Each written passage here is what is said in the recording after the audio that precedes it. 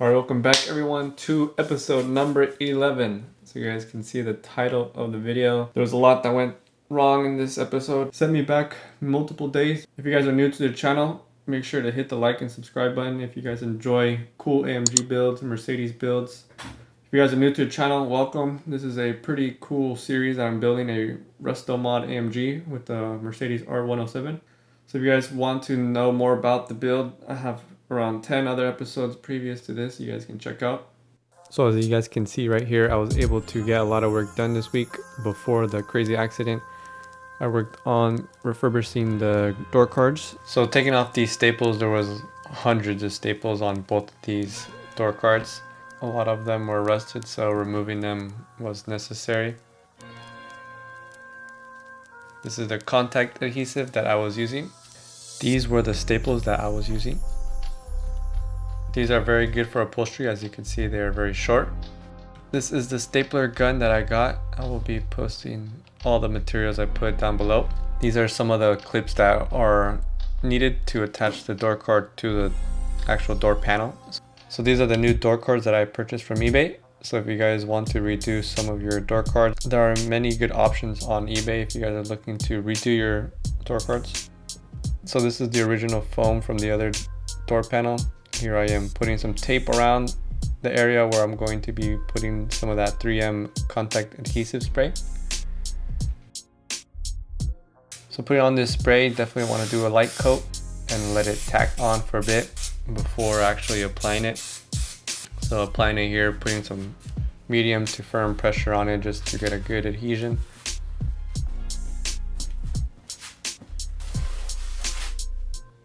Here I'm drilling some holes on the door card so I can put this metal clip, which is OEM, just to add a bit more strength.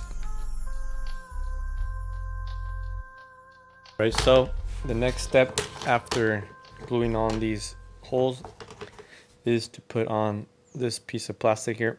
This one was broken, so I'm going to reuse it still because buying these new from Mercedes or any other third-party places pretty expensive. So I think for the function it has, it doesn't really need to be brand new, especially since I'm not reselling anything. So I think it fits pretty good right here, so I think this will work just fine. So the overall process of putting on the old vinyl onto the new door card was pretty easy.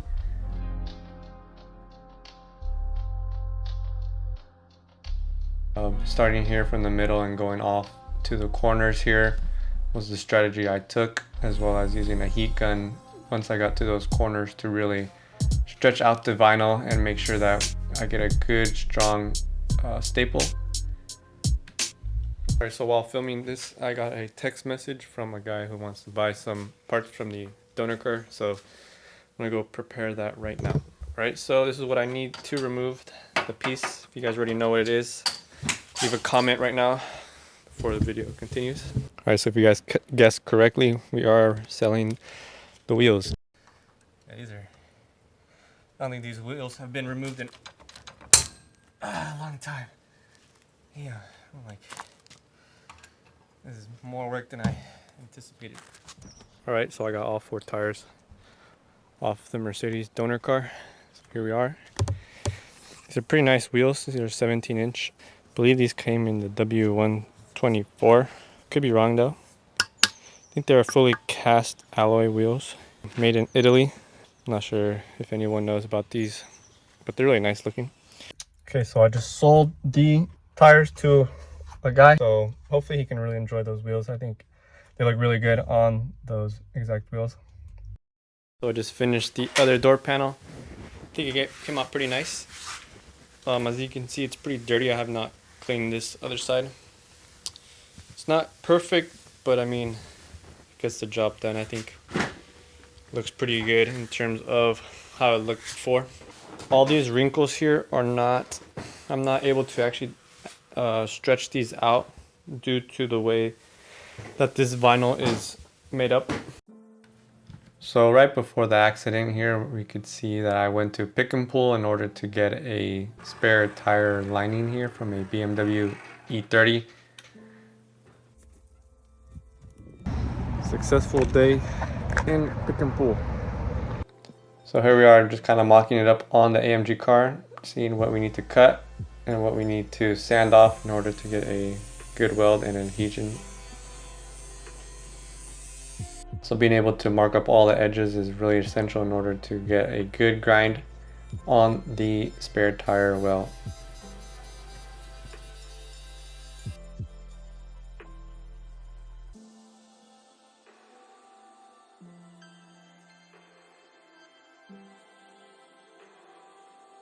All this like weird glue stuff.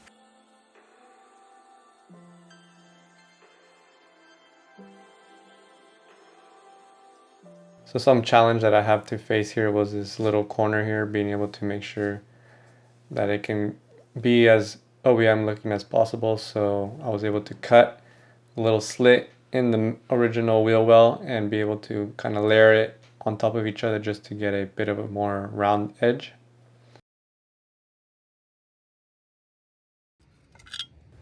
So this piece of metal was originally further out on the chassis of the car. So here I cut it and actually plan to move it in slightly closer to the car.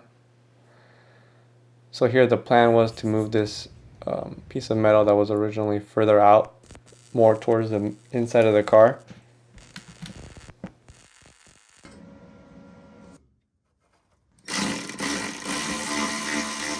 But once I got to the driver's side is where I made the fatal mistake that you guys are about to see right now. So I got up from welding, looked inside the car, and there was a huge flame. The whole side had caught on fire. I was able to extinguish the flame with the hose, and I was pretty sad about what I saw.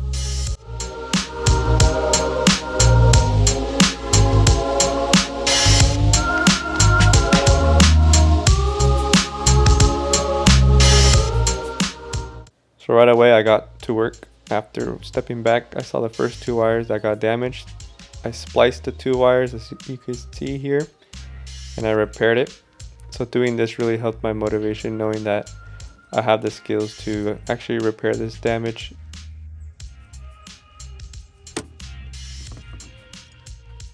Seeing that not all the wires got burnt really helped my motivation out. I started separating the good and the bad wires from the harness. So while working on repairing all these wires, I was really hoping that I would be able to do a good job repairing this. So after many painful hours, it was finally time to see if I did a good job and if the car would turn on. Alright, so here we are after many days, many hours of rewiring cables. You can see I used a bunch of these little spare wires we had, as well as a lot from there. Used a ton of these shrink wraps. Quite a bit of this solder here. I had to order this. This is from Amazon. Pretty good deal. So here we are. We got pretty much all the wires that were affected rewired here, resoldered with some new wire and with shrink wrap.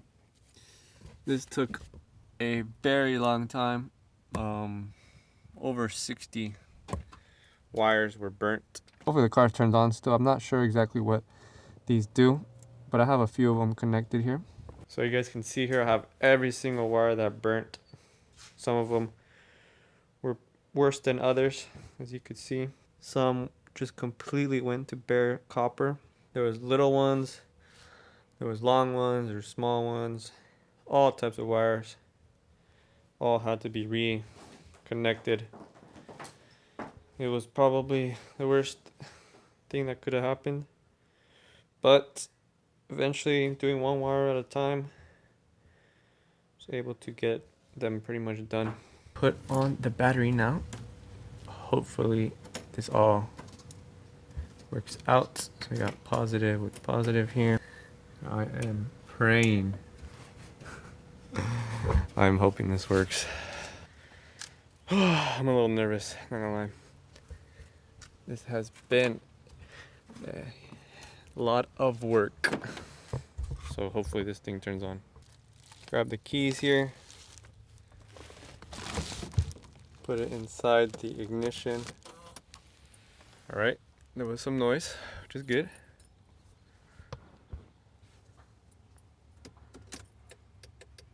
So we got our turn signal thing on there. Got it in park.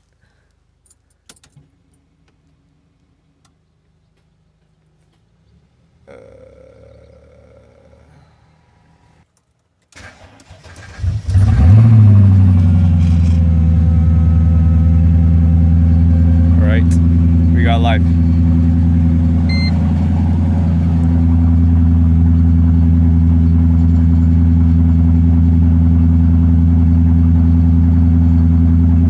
Not sure what that means.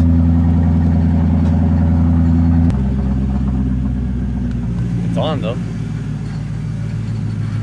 It is on. Let me see what other signals are marking here. ESP and operative. Not sure what that means.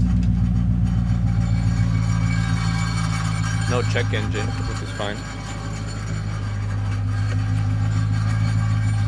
See if the gas works here. I don't have a exhaust on right now, so it sounds pretty crazy. So after many hours of wiring, many painful nights, the car is back alive. It did not die, man. So I actually have thought about the worst case scenario of it catching on fire, and you know, at this point, it catches on fire. I mean, what can you really do? You gotta cut one wire at a time, and one day at a time, take it one day at a time, and just keep on working and hope it works out. This time it did. Next time I might not be so lucky. You know, projects like this might seem really big, but if you do it one day at a time, slowly, you know, you will see results eventually. So if you guys are in similar situations where you guys are having a project and you guys are just having a headache, you know, just take it one day at a time. This is one of those lesson learned. Tough, but you know, sometimes you gotta do what you gotta do. Yeah, I mean, the car is back alive, so.